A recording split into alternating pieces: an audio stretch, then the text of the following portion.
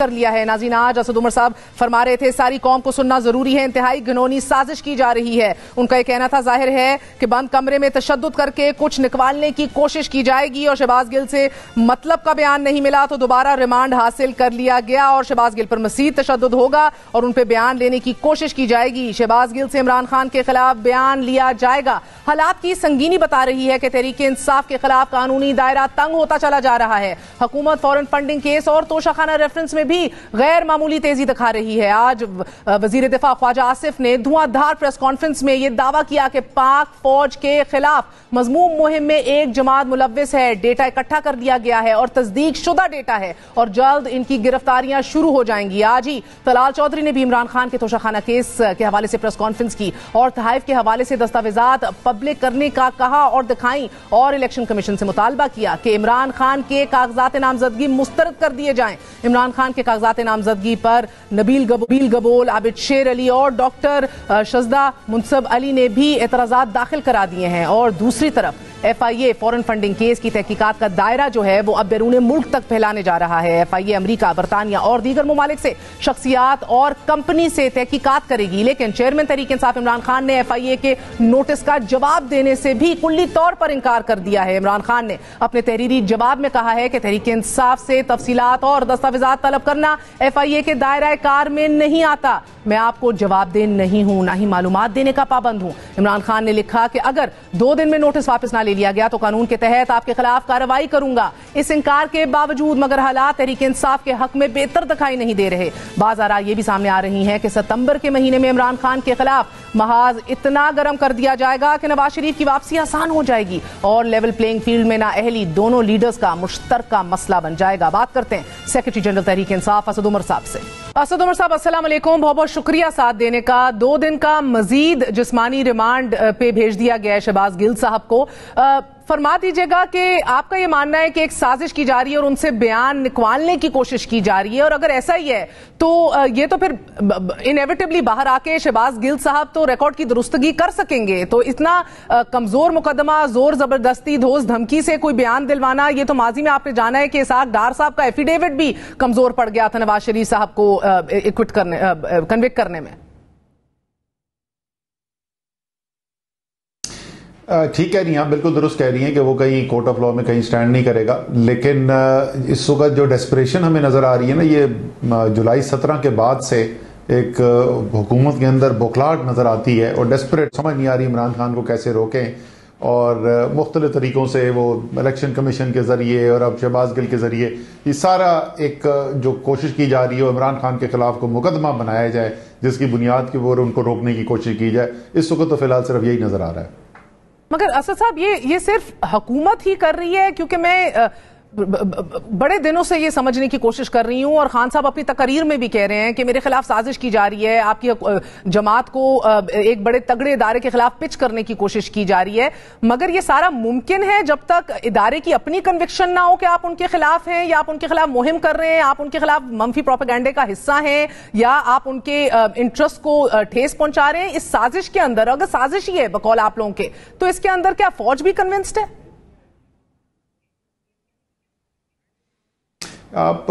اس کا تو جواب بڑا سادہ سا ہے، میں پہلے بھی آفر کر چکا ہوں۔ آپ آج جو ہے وہ ایک سروے کروا لیں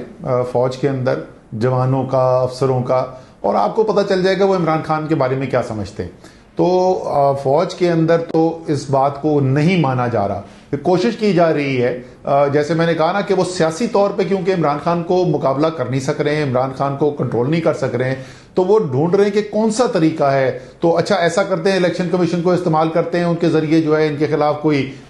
کیس بنایا جائے جس کی قانون میں کوئی گنجائش ہی نہ ہو، اس بنیاد کے اوپر کوئی کیس کھڑا کرنے کی کوشش کی جائے۔ اچھا شہباز گل کو اٹھا کے اس کو پھیٹا لگا کے اس سے کوئی بیان دلوا دیا جائے۔ اچھا ایک سوشل میڈیا کے اوپر جعلی اکاؤنٹس یہ وہ کر کے کیمپین پوری چلا کے ایسے ثابت کرنے کی کوشش کی جائے کہ فوجی کے خلاف ہے تحریک انصاف یا عمران خان،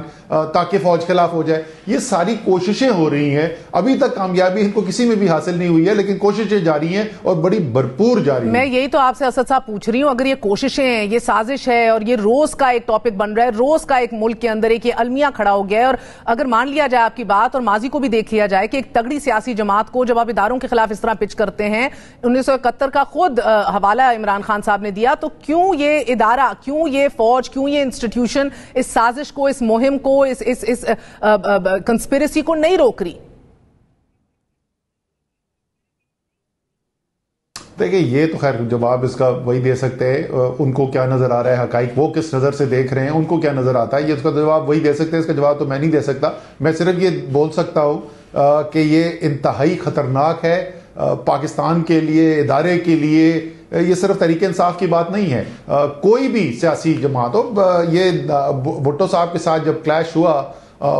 کیونکہ میں کراچی میں زندگی گزارتا ہوں, مجھے پتا ہے کہ ایم آر ڈی موومنٹ کو جب کرش کیا گیا انٹیریئر سندھ کے اندر تو کس قسم کے وہاں پہ جذبات پیدا ہوئے. وہ تو بے نظیر بھٹو اس کے بعد کیونکہ لیڈر مرج کر کے آ گئی تو ایک وہاں پر لوگوں کے جذبات پہ ٹھنڈک پڑ گئی. تو انتہائی اگر اس طرح پچ کرا دیا جائے, ایک طرف سب سے بڑی سیاسی جماعت پاکستان کی, سب سے بڑا پولیٹیکل لیڈر, دوسری طرف سامنے فوج کھڑی ہو, اگر یہ کامیاب کرنے اس کام میں کامیاب ہو جائیں تو یہ انتہائی خطرناک صورتحال ہے. اور میرے خیال میں آج پریس کانفرنس کے اندر بھی کہا تھا, سب کو یہ جو صورتحال جس میں گرمی آتی چلی جا رہی ہے, شدت آتی چلی جا رہی ہے, یہ اس سے پہلے کہ کوئی بہت بڑا نقصان ہو جائے, یہ سیاستدانوں کو اور پی ڈی ایم کو بھی یہ سوچنا چاہیے. آپ نے بڑا اہم سوالات کا اٹھایا تھا کہ سیاستدانوں کو بھی خود عقل ہونی چاہیے اور خود فہم. مگر sir before we get to that, اور بیفور میں آپ شہباز گل صاحب کو آج مل کے بھی آئے ہیں, دیکھیے آج وزیر دفاع نے کہا کہ تمام تر دستاویزات, تمام تر ثبوت جو ہیں وہ تمام ڈیٹا تصدیق شدہ ہے. اور اب میں بیکاز آپ کے خلاف 4 پرونگڈ ایک مہم چل رہی ہے جسے آپ کہہ رہے ہیں, یا 4 پرونگڈ آپ کو خطرے کا سامنا ہے. یہ جو تصدیق شدہ ڈیٹا موجود ہے جس کے اوپر براہ راست اس کے اندر فوج ملوث ہے, ہمارے شہداء ملوث ہیں, اگر فوج کو نہ محسوس ہو رہا ہوتا that they have been wronged یا ان کے خلاف غلط ہوا ہے اور اس کی اوریجنیٹنگ سورس جو ہے وہ تحریک انصاف ہے, تو یہ کب کا نپ ان دا بڈ ہو جاتا ہے, اس کو روک دیا جاتا. اگر مجھے آپ کو کہا جائے کہ ہمیں ہماری طرف سے یا ہم خطرہ پہنچا رہے ہیں کسی کو, یا ہمیں نقصان پہنچ رہا ہے کسی اور کی